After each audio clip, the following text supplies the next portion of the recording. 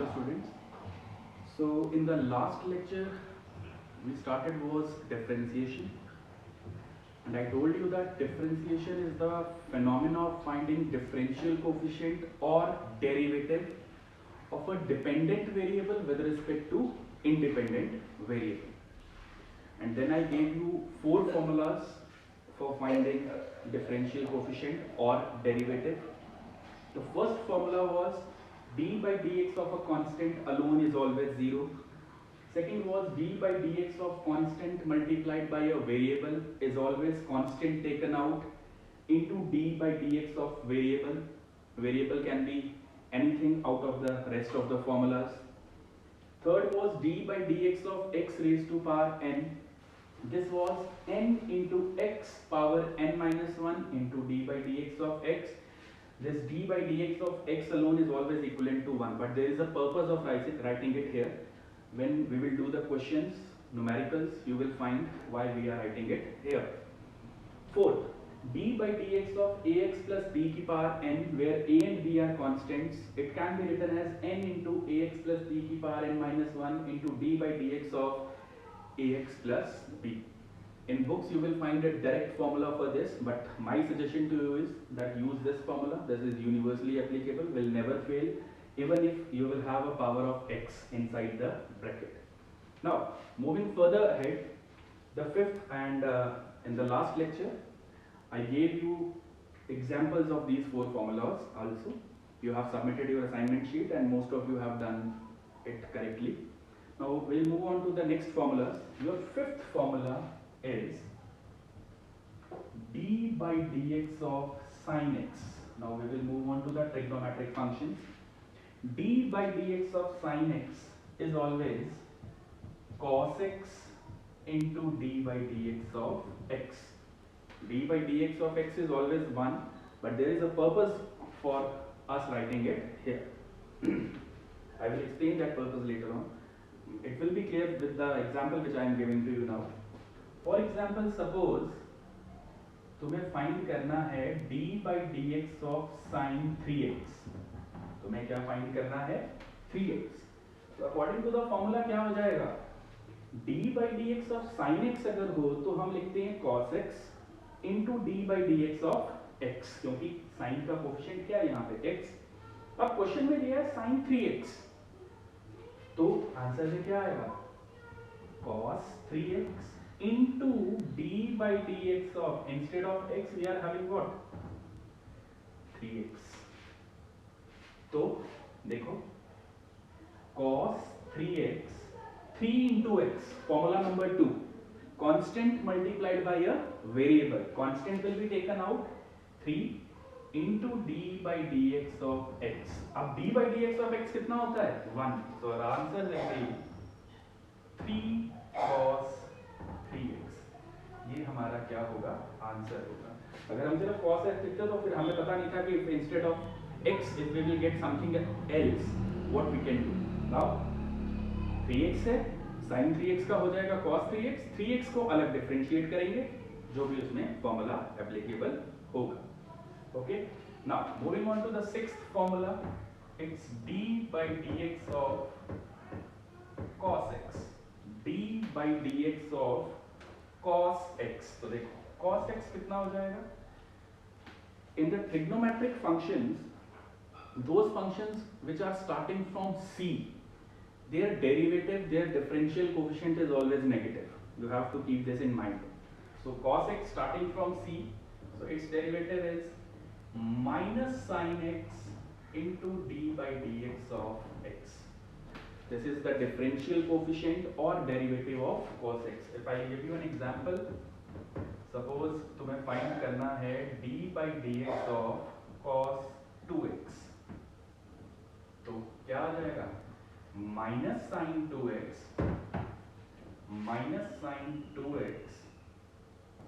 into d by dx of 2x. तो ये कितना हो गया? minus sin 2x into 2 d by dx of x. I have used formula number 2 here. So your answer will be minus 2 sin 2x. This is your sixth formula. Got it? Now, seventh. We have done sine, cos, now comes obviously tan. So d by dx of tangent of x, tan x का formula. तो जो tan x का derivative हमेशा होता है sec square x into d by dx of x। tan x का derivative हमेशा क्या होता है sec square x into d by dx of x। Let me give you an example। Suppose तुम्हें फाइंड करना आता है d by dx of tan x square। You have to find differential coefficient of tan x square. It is not always that you will get x here. You can get anything. So tan x square. तो क्या हो जाएगा इसका? tan का होता है sec square x. So you will get sec square x square into d by dx of x square। अब d by dx of x square के लिए कौन सा formula? Formula number 3। d by dx of x square is of the form d by dx of x to the power n. It's nx की power n minus 1. So we will write sec square x square into 2x की power 2 minus 1. So your answer will be 2x into sec square x square. This is your differential coefficient of tan x square. You have to learn all these formulas, and I am giving you examples side-wise also so that your concept becomes more clear. Pause the video, note down this. If you have any doubts, we will clear them in the response group or in the Microsoft team conversation which we will have. I am trying to do that, but let's find whether it is feasible or not, because we are having certain connectivity issues here. So you just note down it and then we'll move further.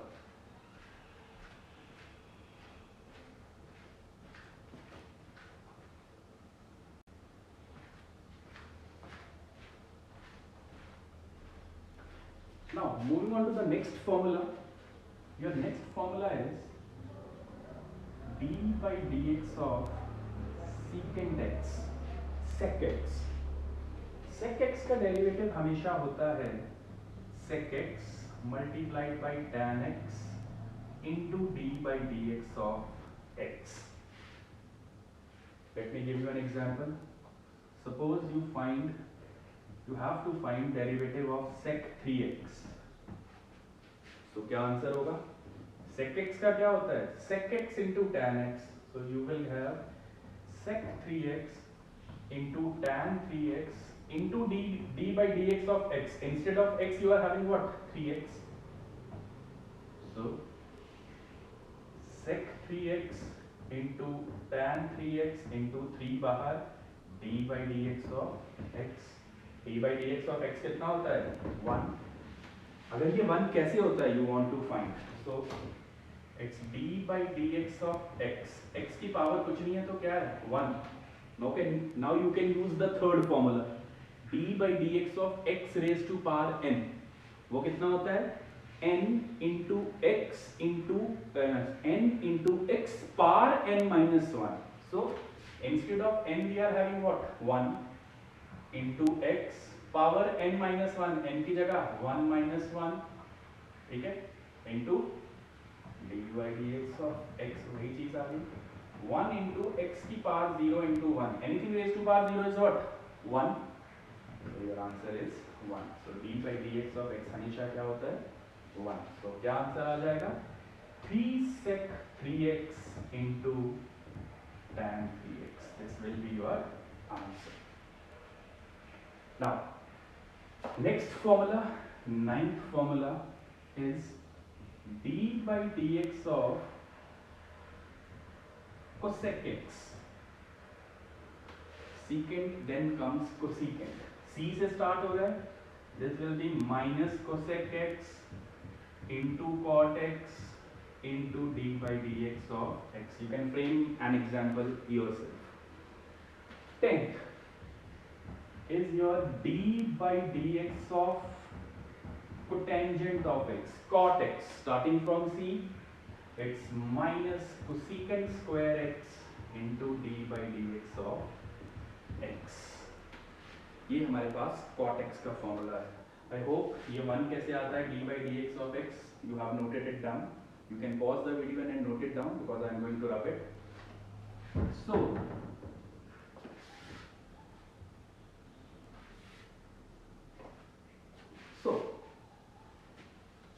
your next formula is d by dx of log x.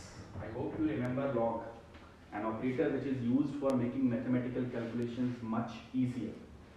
So log x का differential coefficient होता है 1 by x into d by dx of x. ठीक है? If somewhere you get log x, you will write 1 by x into d by dx of x. Log x square, it will be 1 upon x square into d by dx of x square. And what to do with d by dx of x square? Now you know very well. Then comes your 12th formula. It's d by dx of e raised to power ax, where this a is a constant and e is your exponent. Okay. Now this will be, इसे as it is लिखा जाता है, e raised to power ax will be written as e raised to power ax into d by dx of ax. Let me give you an example of this. Suppose you want to find differential coefficient of e raised to power 2x. So what you will do is, instead of a we are having 2, so you will write e raised to power 2x, e raised to power 2x into d by dx of exponent को छोड़ के जो बचा 2x. Now e raised to power 2x into 2 बाहर आ गया, d by dx of x. This is your formula number 2, isn't it? This is constant multiplied by a variable, and I have told you in formula number 2 that whenever you get constant multiplied by a variable, constant is taken out and you differentiate what? Variable. So this will be 2e raised to power 2x, because d by dx of x is what? 1. I have given you the reason for that. I hope these formulas are now clear to you. These are the 12 formulas. Now in addition to this, we will have 2 more rules. They are called product rule and quotient rule, which are based on these 12 differentiation formulas. So pause the video, note down it, and then we'll move further.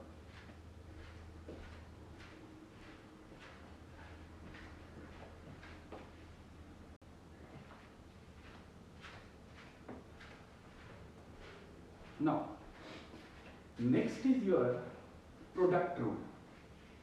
Now what if two terms are being multiplied and you have to find differential coefficient or derivative of that? अगर दो terms आपस में multiply हो रही हैं तो हम differentiation द्वारा उसका differential coefficient या उसका derivative कैसे find करेंगे? Rule is d by dx of u multiplied by v. u is the first term, u हमारे पास फर्स्ट टर्म है और v हमारे पास सेकंड टर्म है, जो दो मल्टीप्लाई हो रही हैं. हमें इनका डिफरेंशियल कोएफिशिएंट फाइंड करना है और प्रोडक्ट रूल लगाना है. ऐसे ये होगा नहीं सॉल्व. सो प्रोडक्ट रूल क्या कहता है? You have to remember this. Product rule कहता है first term as it is लिखो ब्रैकेट में, इनटू डिफरेंशियल कोएफिशिएंट निकालो सेकंड टर्म का. ये कैसे निकालना है? Out of those 12 formulas which we have done earlier, you will identify v and you will see that v resembles which with 12 of those formulas. जो 12 formulas हमने दिए हैं, v उनमें से किसके साथ resemble कर रहा है? You have to find out that with what formulas v resembles. ठीक है, उसमें से यूज करते हुए तुम फॉर्मूला लगाओगे, फिर plus v into differential coefficient of first term, that is u. ये भी तुम देखोगे 12 में से कौन सा फॉर्मूला यहाँ पे एप्लीकेबल है. So this is product rule. First term as it is into differential coefficient of second term. Second term के लिए देखना है 12 में से कौन सा फॉर्मूला एप्लीकेबल है, plus second term as it is जैसी क्वेश्चन में है ब्रैकेट में, और d by dx of first term. First term के लिए 12 में से कौन सा फॉर्मूला एप्लीकेबल है, that you have to look for.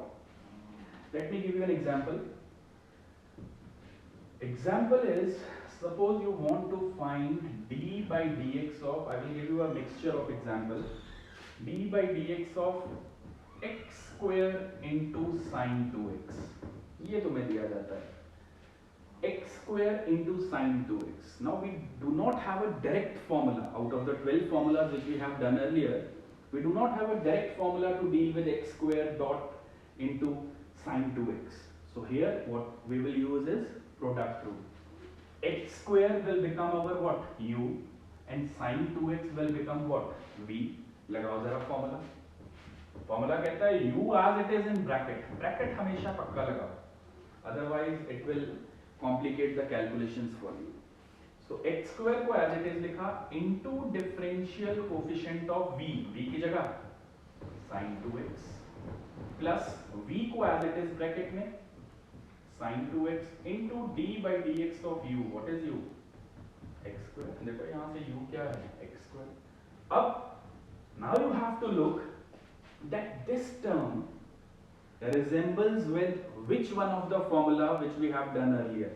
ये वाली टर्म कौन से फॉर्मूला से मैच कर रही है? ये मैच कर रही है d by dx of sin x वाले फॉर्मूला से. तो फॉर्मूला तुम्हें आता है, ये हो जाएगा sin 2x का derivative cos 2x into d by dx of 2x. Bracket लगा, isn't it? ऐसे ही आएगा प्लस sin 2x ब्रैकेट में वैसे ही x स्क्वायर का क्या आ जाएगा? 2x की power 2 minus 1 into d by dx of what? x. ये तो 1 होता है. क्या आ गया? x square into cos 2x into 2d by dx of x plus sin 2x. इसे भी अगर ब्रैकेट में रखो तो अच्छी बात है. ये आ जाएगा सिंपली व्हाट? 2x. ये कितना हो गया? d by dx of x 1. तो your answer is x square into 2 cos 2x plus 2x into sin 2x. और सिंप्लीफाई करना चाहते हो 2x square cos 2x plus 2x sin 2x. This is your answer. ये तुम्हारा क्या होगा? Answer होगा. Let me repeat it once more for you. हमारे पास आया find the differential coefficient of x square into sin 2x. मैंने देखा 12 में से कोई भी फॉर्मूला डायरेक्टली एप्लीकेबल नहीं है. दो टर्म्स मल्टीप्लाई हो रही हैं तो मेरे दिमाग में आया प्रोडक्ट रूल. प्रोडक्ट रूल में फर्स्ट टर्म को हम u बोलते हैं, सेकंड टर्म को v बोलते हैं. फॉर्मूला तुम्हें याद है, first term into differential coefficient of second term plus second term into differential coefficient of first term. मैंने लिखा u as it is x square, यहाँ पे x स्क्वायर था, into d by dx of v, v sin 2x था. इसे solve करने के लिए मैं देखूंगा 12 में से कौन सा फॉर्मूला एप्लीकेबल है. फिर प्लस v को एज इट इज लिख दिया into d by dx of u जो था x स्क्वायर. फॉर्मूलाज लगाए, sin 2x का हो गया cos 2x into d by dx of 2x. x square का हो गया 2x की power 2 minus 1 into d by dx of x. d by dx of x हमेशा 1 होता है.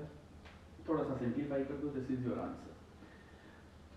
In physics marks will not be given for how you simplify the solution. Your marks is for differentiation, how you find the differential coefficient. This step is very important. ठीक है, ये वाला step जो है जहां पे तुम डेरिवेटिव का फॉर्मूला लगा के सॉल्व करते हो, this is very important. Okay, this is your product rule. By using this rule you will find the differential coefficient for two terms which are being multiplied. ठीक है, pause the video, note down this. After this we'll do another rule that is called quotient rule. What if the two terms get divided? You can note down this and then we'll move further.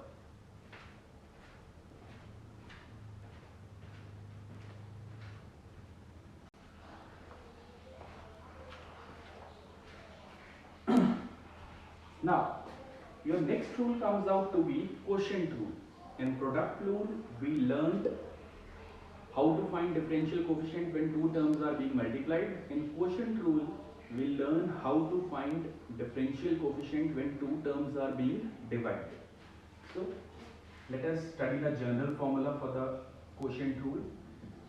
Suppose you get something of this form, d by dx of u upon v.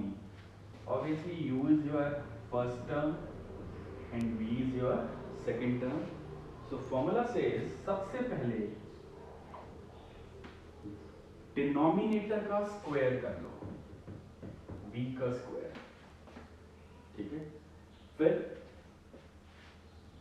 Denominator into differential coefficient of u minus u into differential coefficient of v.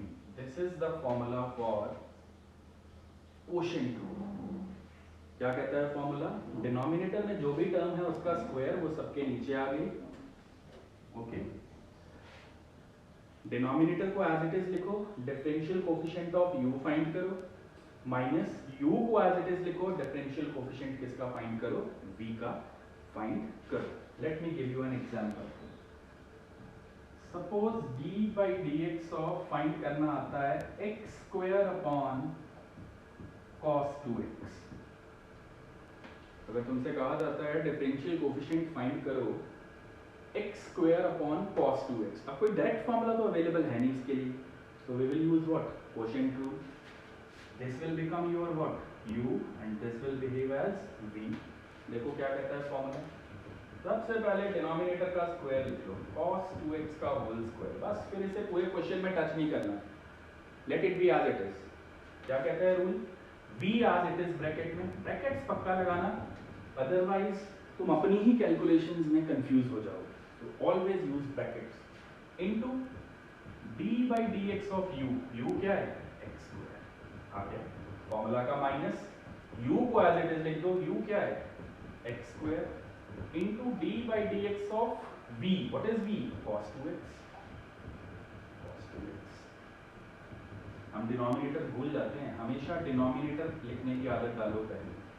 cos x square 2x स्क्वायर, ये as it is cos 2x, थोड़ा यहां से शुरू करते हैं इसे,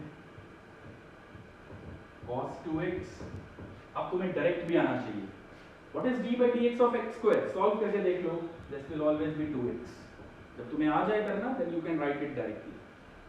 फिर minus x square as it is, d by dx of cos 2x क्या होगा? Minus sin 2x into d by dx of 2x, isn't it? तो क्या आ गया ये? 2x cos 2x, क्योंकि एंगल से मल्टीप्लाई तो नहीं हो सकता, into minus x square, d by dx of 2x will be 2।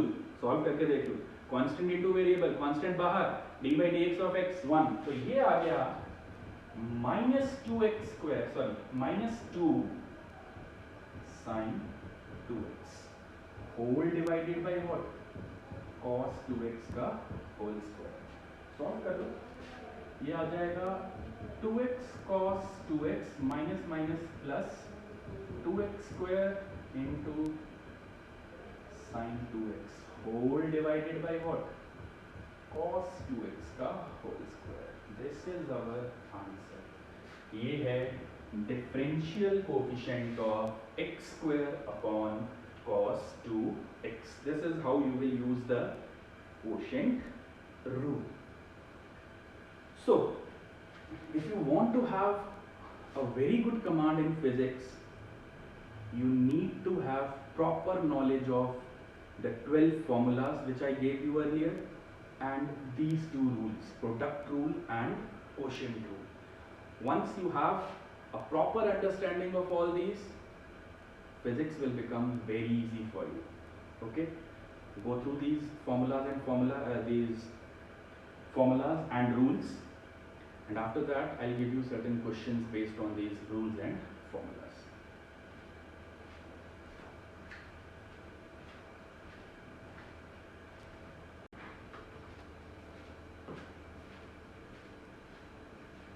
Now let's do some questions based on finding the derivative. Now what is the technique for solving the questions, how you will approach the questions, what is the pattern of writing down the answers, we will learn it here. Solution A, he says find the derivative of x raise to power 5/2 minus 5/x square. जो भी question में दिया जाता है उसे सबसे पहले y के बराबर लेट करो। This is the proper technique to find differential coefficient. तो सबसे पहले let y is equal to जो क्वेश्चन में दिया जाए x की power 5/2 minus 5/x square.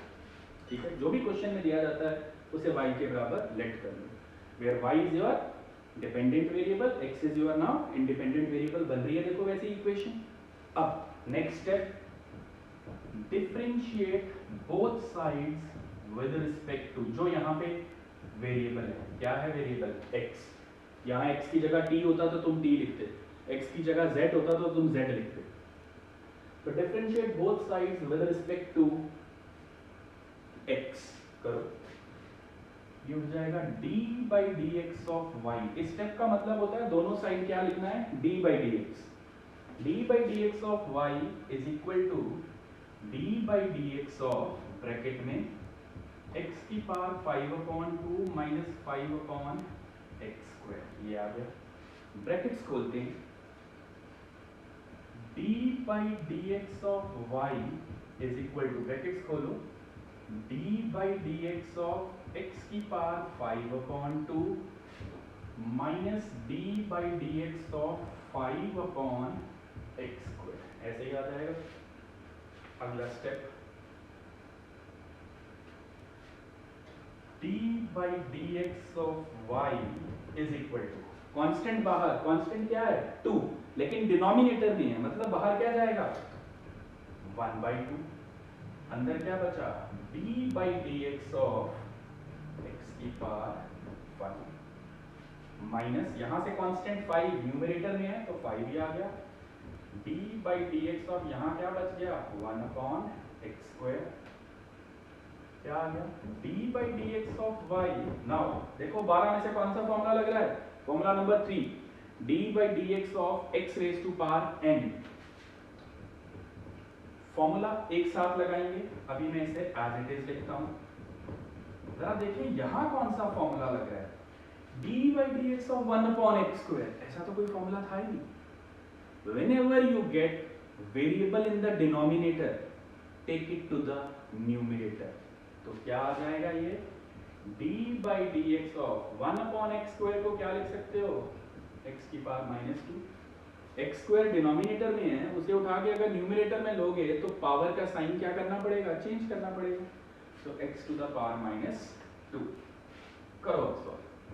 d by dx of y is 1/2 into 5x की power 5 - 1 into d by dx of x आना है, वो कितना हो गया? 1। इसी तरह -5, यहाँ पे भी वही फॉर्मूला, -2 x की power -2 - 1 into d by d x of x, वो क्या हो जाएगा? 1। तो देखो क्या आ रहा है? 5/2 x की power 4 minus minus plus 5 2 10 x की power -3। This is your answer. ये है d by dx of y। और y था क्या? लेट क्या किया था?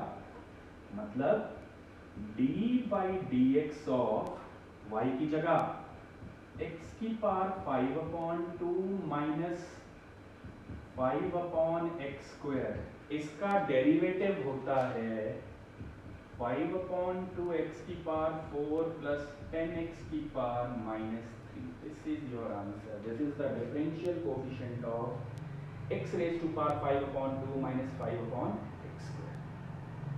स्टेप वाइज करो जब तक तुम्हें नहीं आता है, जब आने लगे then you can skip 1 or 2 steps, but employing the formula is a very important step which you cannot skip. Pause the video, note down this, then we'll solve the other. You can note down it, then I'll rub it.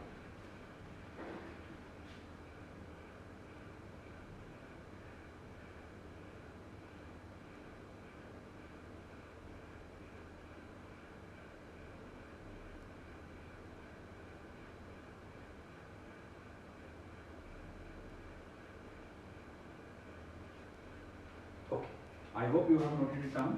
Now I'll rub this and do the second part for you. Those who have got the understanding of the concept, they can pause the video and solve the questions which are given above themselves, and then later on they can check their answers. So we'll move on to the second part now. Second part is cos ax plus b, where your a and b are constants, a और b constant है, ठीक है. क्या करना है? Let y is equal to cos of ax plus b, पहला step.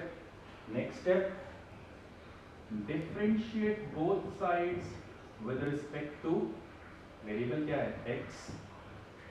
Differentiate both sides with respect to x. d by dx of y is d by dx of cos ax plus b. cos वाला formula लगेगा. So d by dx of y क्या होता है derivative cos का? Minus sine पूरा आ जाएगा ax plus b into formula याद करो, d by dx of cos x था minus sine x into d by d x of x. तो x की जगह यहाँ क्या है? ax प्लस b, तो आ गया minus sine ax plus b into d by d x of ax plus b. करो solve. Minus sine ax plus b into bracket खोल दो d by d x of ax plus d by d x of b. b is a constant and is alone. तो derivative of a constant alone हमेशा कितना होता है? 0. लेकिन यहाँ constant is multiplied by a variable, तो क्या आ जाएगा? यहाँ देखते हैं d by d x of y is minus sine ax plus b, constant बाहर a into d by d x of x plus ये क्या हो चुका है? 0. क्या होता है d by d x of x? 1. So your answer is d by dx of क्या लेट किया था? y. लास्ट स्टेप में y की वैल्यू डाल देनी होती है x. cos ax plus b कितना आ रहा है? Minus a sin ax plus b. This is your answer. This is differential coefficient of cos ax plus b. Note down this.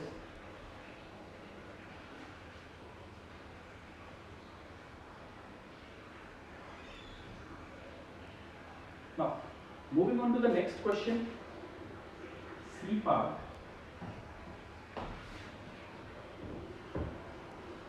These questions are very easy, but the only thing which they require is regular practice. You will practice it for 2 or 3 days, then you will definitely have command over these questions. Now, your C part. Let y is equal to log of sin 2x. ठीक है. Next step, differentiate both sides with respect to x. जितने भी examples मैंने लिए हैं सब में variable क्या है? x. So क्या आ जाएगा? d by dx of y is equal to d by dx of log of sin 2x. अब मैंने तुम्हें फॉर्मूला दिया है log x का, और वो होता है 1 upon x into d by dx of x. So there is nothing to worry. This is log sin 2x, मतलब sin 2x किसकी जगह है? x की जगह. तो ये आ जाएगा d by dx of y is equal to log का क्या होता है? 1 by x. x की जगह क्या है? पूरा sin 2x into d by dx of x. x की जगह sin 2x. फॉर्मूला आने चाहिए, क्वेश्चन अपने आप आएंगे. Now let's move forward. क्या आ जाएगा? d by dx of y is equal to 1 upon sin 2x into d by dx of sin 2x. क्या हो जाएगा बच्चों? cos 2x into d by dx of 2x. Isn't it? अगर formula याद है तो बहुत आसान है. तो क्या आ गया देखो, 1 upon sin 2x into d by dx of 2x. 2 is a constant, is attached with the variable x. Constant will be taken out. 2 into d by d x of x कितना होता है 1, सो 2 इसके साथ मल्टीप्लाई हो गया, आ गया 2 cos 2x और cos upon sine is cot, so your answer is 2 cot 2x। यहाँ क्या आ जाएगा d by d x of y क्या लेट किया था log of sin 2x, so log of sin 2x होता है 2 cot 2x। You can note down it, then I'll solve the next part।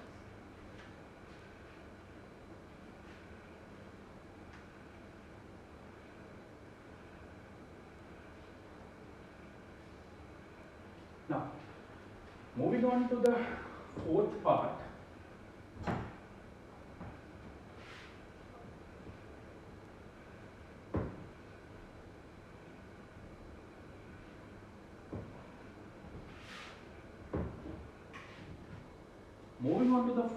now fourth and fifth part, students generally they get confused between these two। One is tan power n into x, other one is tan x की power n। तो इन दोनों को जरा ध्यान से समझना, थोड़ा सा डिफरेंस है दोनों में। Let y is equal to tan n x,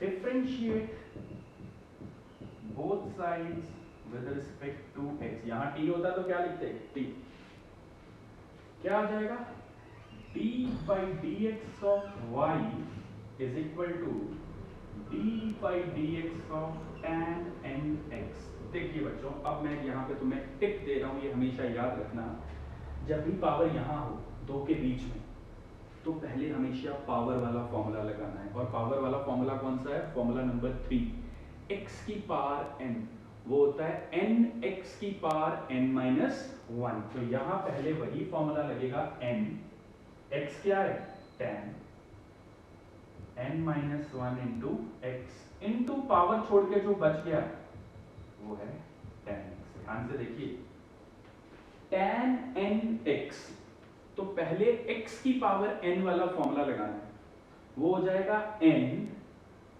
into x, वो है tan power n minus 1 into d by d x of क्या कर दो tan x। तो क्या आ जाएगा ये देखो n tan n minus 1 into x, tan x की differentiation sec square x into d by d x of x कितना होता है 1, ये 1 होता है, तो आंसर क्या आएगा n sec square x into tan की power n minus 1x, this is your answer. ठीक है, जब भी ट्रिग्नोमेट्रिक फंक्शन और दूसरे वेरिएबल के बीच में पावर होगी तो पहले हमने पावर को सॉल्व करना है। नोट डाउन कीजिए इसे, then I will do the last part.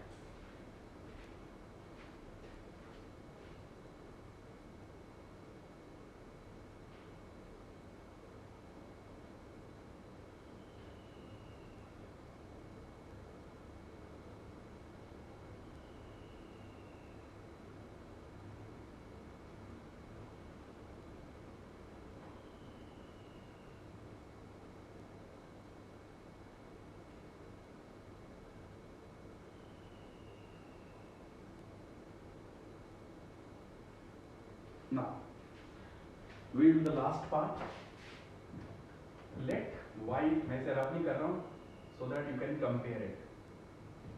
Tan x की पावर n, अब differentiate both sides with respect to x किया, d by dx of y is equal to, और वो last step हमेशा याद रखना, यहाँ लिखना है d by dx of tan n x, उसका आंसर ये होता है d by dx of y is equal to d by dx of tan x की पावर n। जब भी ऐसा केस हो पहले tan का डेरिवेटिव लो। क्या होता है tan का डेरिवेटिव, sec स्क्वायर x की power n। d by dx of tan x is always sec square x into d by dx of x, so into d by dx of x की जगह क्या है x की power n। तो क्या answer आएगा sec square x की power n, ये nx into n minus one into d by d x of x, ये 1 होता है। तो आंसर है nx की power n minus one into sec square x की power n। This is how you find the differential coefficient of tan x की power n। दोनों को अच्छे से कंपेयर करो। देखो यहाँ पे पावर कहाँ है और यहाँ पे पावर कहाँ है। When power is in between, आप पहले पावर का डिफरेंशियल निकालते हो, फिर अगली टर्म का। जब पावर लास्ट में दी जाती है तो पहले आप फर्स्ट टर्म का डिफरेंशियल निकालते हो और पावर का बाद में। Note down this, then we will move on to certain higher order questions which are based on differentiation, and these questions are generally asked in your CBSE as well as in your competitive exams. You can note down this.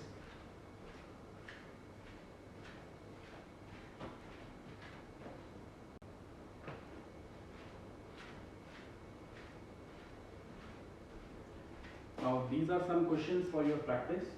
You have to find the derivative of the following. These are the 12 questions.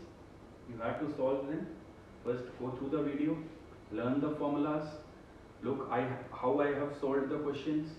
After that, yourself solve these 10 questions. We'll discuss about them in the response group where we will check your answers. So note down these questions. After this, we'll move on to the next topic.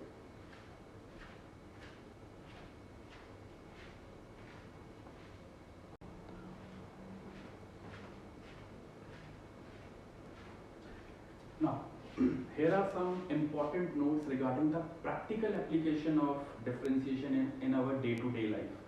अपनी रोज़मर्रा की ज़िंदगी में हम इस differentiation के concept को कहाँ use करते हैं, ये बात तुम्हें परेशान कर रही हो. So here are the important notes which will help us to analyze differentiation in our day-to-day life, how it helps us. Note number 1. If position of an object is given to us, अगर हमें किसी भी object की position दी जाती है with the help of an equation, you might have thought sometime that how a rocket goes up and how the scientist in the station, they analyze that when it will go out of the Earth's atmosphere, then how it will enter the Mars orbit, how much time will it take, what will be its speed at that time, what will be its acceleration, ये सब वो कैसे calculate करते हैं. This is using differentiation. देखिए कैसे. Note number 1 कहता है कि अगर हमें किसी भी ऑब्जेक्ट की पोजीशन की इक्वेशन दी जाती है और हम उस पोजीशन की इक्वेशन से अगर उसकी वेलोसिटी निकालना चाहते हैं, उस ऑब्जेक्ट की क्या फाइंड करना चाहते हैं, वेलोसिटी फाइंड करना चाहते हैं, तो हम डेरिवेटिव फाइंड करेंगे पोजीशन का. डेरिवेटिव फाइंड करना मतलब क्या, we will find rate of change of position. Obviously position change हो रही है तो विद रिस्पेक्ट टू क्या होगी, टाइम होगी.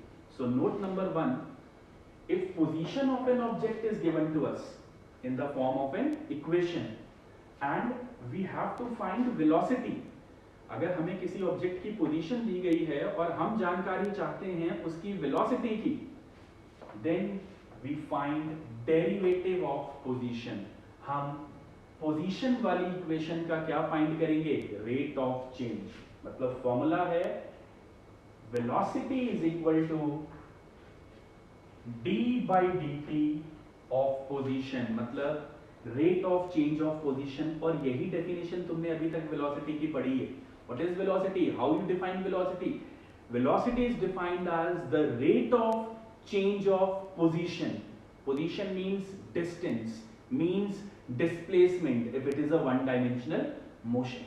सो अगर हमें किसी भी ऑब्जेक्ट की पोजीशन की इक्वेशन की जानकारी है तो हम उस पोजीशन की इक्वेशन का डेरिवेटिव निकालकर, उसका रेट ऑफ चेंज निकालकर, उसे डिफरेंशिएट कर कर हम उसकी वेलोसिटी निकाल सकते हैं किसी भी समय पर. This is note number 1. Note number 2, if velocity of an object is given to us, अगर हमें किसी ऑब्जेक्ट की वेलोसिटी दी गई है इक्वेशन द्वारा और हम क्या फाइंड करना चाहते हैं, एक्सेलरेशन, तो वेलोसिटी वाली इक्वेशन का रेट ऑफ चेंज निकाल लो, उसका डेरिवेटिव निकाल लो, उसका डिफरेंशियल कोफिशिएंट निकाल लो। तो सेकंड नोट यही कहता है, if velocity of an object is given to us and we have to find acceleration, then we find derivative of velocity. So acceleration is always d by dt of velocity, और यही definition तुम acceleration की पढ़ते आए हो, rate of change of velocity is called acceleration. Third note, अगर हमें किसी ऑब्जेक्ट की पोजीशन की जानकारी है और हम डायरेक्टली एक्सेलरेशन फाइंड करना चाहते हैं, तो पोजीशन वाली इक्वेशन को 2 बार डिफरेंशिएट कर दो, इसे कहते हैं डबल डेरिवेटिव फाइंड करना। देखो मैंने लिखा है acceleration is d square upon dt square of position. ये स्क्वायर स्क्वायर का मतलब है डबल डेरिवेटिव। एक बार डिफरेंशिएट करना है, वेलोसिटी मिल जाएगी, एक और बार डिफरेंशिएट करो तो क्या मिल जाएगी, एक्सेलरेशन। सो ये जो 3 नोट्स हैं और ये जो 3 फॉर्मूलाज हैं, this should be in your mind. इन्हें CTN कर लो, माइंड में स्टोर कर लो, ये बहुत इंपॉर्टेंट हैं, इन पे बेस्ड हम क्वेश्चंस फाइंड करेंगे। और ये तुम्हारी जिज्ञासा that how scientist sitting on earth estimate the speed of rocket after 1 year, after 2 year, वो सब ऐसे ही फाइंड करते हैं। पोजीशन की इक्वेशन बनाते हैं, उसे डिफरेंशिएट करते हैं, वेलोसिटी की इक्वेशन मिल जाती है, वहां टाइम की वैल्यू डालते हैं, किसी भी समय बाद उस रॉकेट की क्या वेलोसिटी होगी वो निकाल सकते हैं। वेलोसिटी को डिफरेंशिएट करते हैं, एक्सेलरेशन निकालते हैं, टाइम की वैल्यू डालते हैं, उस समय उसकी क्या एक्सेलरेशन होगी वो फाइंड आउट किया जाता है using this concept. Note down these notes, then I'll give you a question. I will solve it for you and I'll give few questions for you to try as homework. So pause the video and note down this.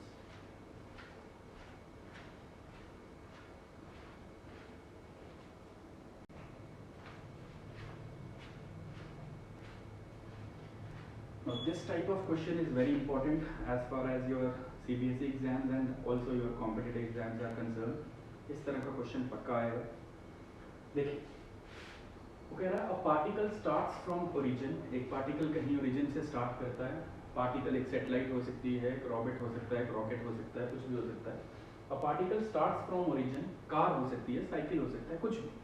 A particle starts from origin with uniform acceleration, is displacement in t seconds, its displacement in t seconds is given by the relation, displacement means position, उसकी position t seconds में इस relation द्वारा दी जाती है, x is equal to 2 plus 5t plus 7t square. ये इस particle की पोजीशन की इक्वेशन है। What will be the value of number 1 initial velocity, इस पार्टिकल की इनिशियल वेलोसिटी क्या होगी जब ये चलना शुरू करेगा। वेलोसिटी एट 4 सेकेंड्स, 4 सेकेंड बाद इसकी कितनी वेलोसिटी हो गई होगी। एक्सेलरेशन कितनी होगी, डिस्प्लेसमेंट क्या होगी जब टाइम 5 सेकंड हो चुका होगा। ई पार्ट, एक्सेलरेशन यूनिफॉर्म है या नॉन यूनिफॉर्म, उसने बोला है यूनिफॉर्म है, कैसे पता लगता है तुम्हें वो बताऊंगा। देखिए क्वेश्चन को पहले ध्यान से समझिए।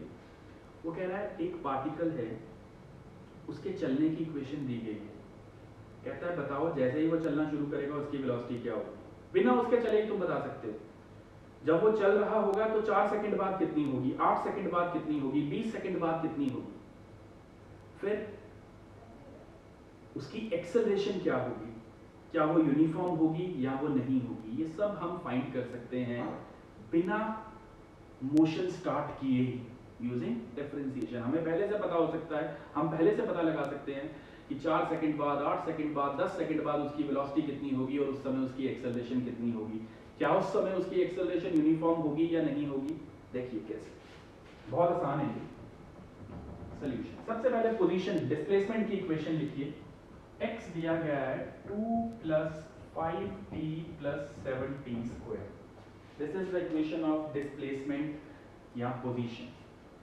कह रहा है what will be the value of initial velocity. Initial velocity तब होती है जब टाइम 0, इनिशियल पोजीशन दी है, वेलोसिटी निकालनी है। क्या कहता है नोट 1, अगर पोजीशन दी जाए और वेलोसिटी निकालनी है तो क्या करो, डिफरेंशिएट करो और डेरिवेटिव निकालो। तो पहला step, differentiate both sides with respect to variable क्या है इस तरफ t, तो differentiate both sides with respect to t, ये बन जाएगा d by d t of x is equal to d by d t of 2 plus 5t plus 7t square.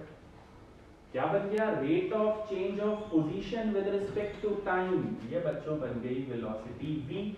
यहां brackets खोल दो, d by d t of 2 plus d by d t of 5t plus d by d t of 7t square. ठीक है, यहां करते हैं जरा, v is equal to d by d t of 2 is a constant, तो क्या आएगा? 0 plus d by d t of 5t, 5 is a constant. Oh, electricity I think is fluctuating. Let me pause the video first.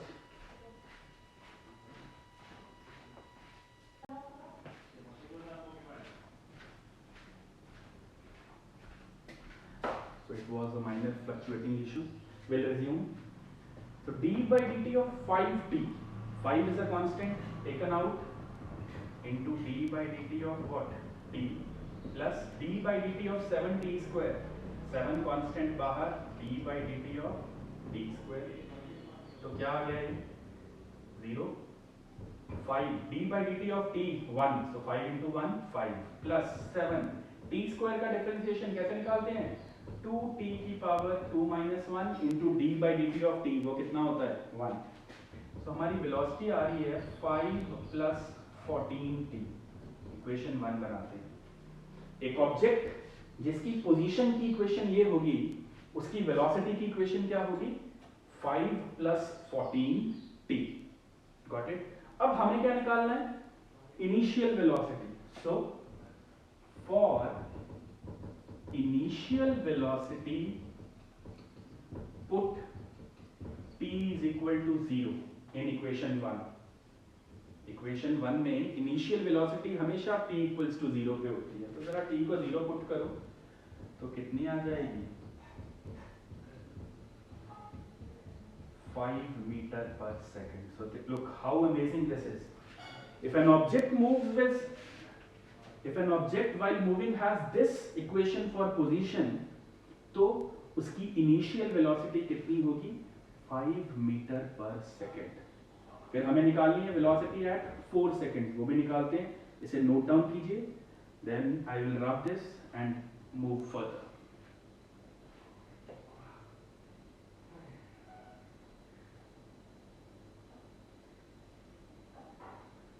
I hope you have paused the video and noted it down, or you can rewind it and then note it down.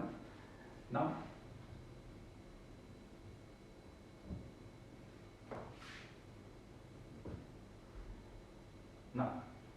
in the second part he says what will be the value of velocity at 4 seconds. So B part के लिए velocity at 4 seconds, मतलब t equals to 4 seconds put in first equation।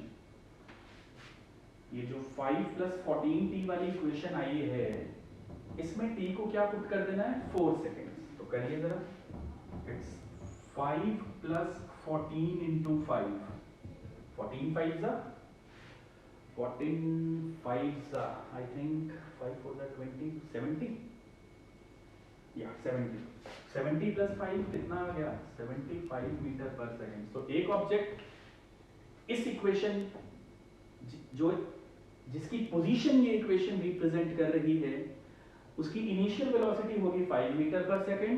4 second बाद वो 5 metre पर second से बढ़कर कितनी हो जाएगी? 75 मीटर पर सेकंड। फिर वो कह रहा है क्या फाइंड करो? सी पार्ट में फाइंड करो एक्सेलरेशन। एक्सेलरेशन कैसे मिलती है? अगर हम वेलोसिटी की इक्वेशन को डिफरेंशिएट करें, और वेलोसिटी की इक्वेशन क्या आई है हमारे पास? हमारे पास वेलोसिटी की इक्वेशन आई है 5 प्लस 14t। डिफरेंशिएट करो, differentiate both sides with respect to t। so यहाँ कर रहा हूँ मैं, now I'm dropping this। so हमारे पास velocity की इक्वेशन आई है, differentiate करेंगे सो आ जाएगा d by d t of v is equal to d by d t of 5 plus 14t। Rate of change of velocity with respect to time बन गया acceleration. यहाँ brackets खोलते हैं, d by d t of 5 plus d by d t of 14t। 5 का क्या हो गया 0, constant अकेला है, 14 कांस्टेंट बाहर, पीछे बचा d by d t of t 1 होता है। सो एक्सेलरेशन कितनी आ गई 14 मीटर पर सेकेंड स्क्वायर। ये उस ऑब्जेक्ट की एक्सेलरेशन होगी। और ये जो एक्सेलरेशन निकली, क्या ये टाइम पे डिपेंडेंट है? क्या इसकी इक्वेशन में टाइम आ रहा है? नहीं आ रहा है। अगर टाइम ना आए एक्सेलरेशन की इक्वेशन में, तो इसका मतलब होता है कि एक्सेलरेशन कौन सी है, यूनिफॉर्म।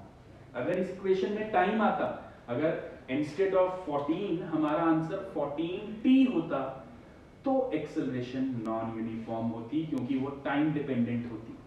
ये इंडिपेंडेंट ऑफ टाइम है, इसीलिए कौन सी है, यूनिफॉर्म एक्सेलरेशन है। अब हमारा एक लास्ट पार्ट बच गया, पॉज करके इसे नोट डाउन कीजिए, then we'll find the last part, that is displacement को फाइंड करना। Last I think we have found, और ये लास्ट तो हमने यूनिफॉर्म दिखा दिया। फोर्थ पार्ट डिस्प्लेसमेंट हम फाइंड आउट करेंगे। आप इसे नोट डाउन कीजिए, then we'll move further.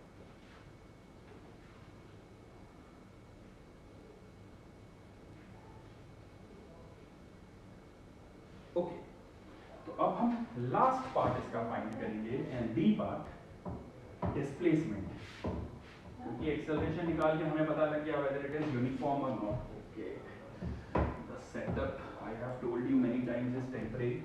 So displacement find करना है तब जब टाइम कितना है 5 सेकंड्स, और डिस्प्लेसमेंट की इक्वेशन क्या है, पोजीशन की इक्वेशन है x is equal to 2 plus 5t plus 7t square, ये इक्वेशन है।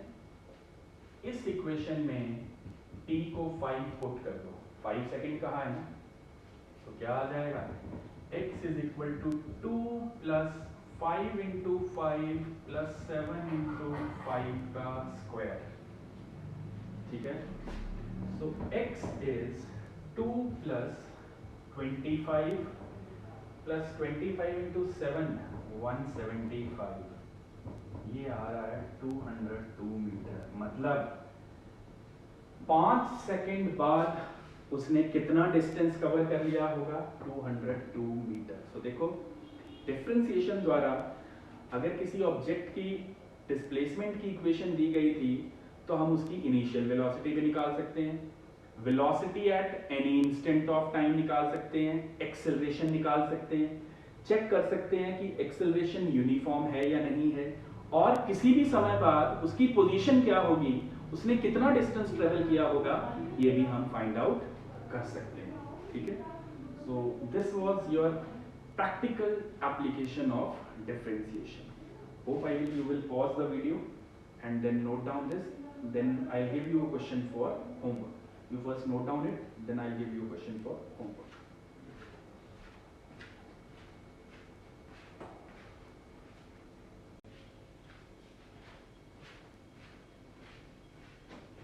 Now this is a question for your practice. Displacement x of a particle in meter is related with time. According to the relation x equals to 2t cube minus 3t square plus 2t plus 2, you have to find position at time equals to 2 seconds, initial velocity. For initial velocity I have told you, you have to substitute time as 0 seconds. Velocity at t equals to 4 seconds, acceleration at t equals to 2 seconds, and you have to check whether the acceleration is uniform or non-uniform. What you will do? Find out the expression for acceleration. If there is time in the formula for acceleration, it is non-uniform. If it is independent of time, then it is uniform. So try the question. This is all which we had in differentiation. We have done differentiation now. We will discuss your doubts. I will discuss your doubts in the response group. So this is differentiation. Whosoever will be having any type of doubt, We will try to clear that out in the response group or in the Microsoft Teams app. Okay, so go through it. In the next lecture, we will start a new heading, that is integration. That we will do in the next lecture. Till then, stay safe, stay home, stay happy, and Jaan hai to Jahaan hai.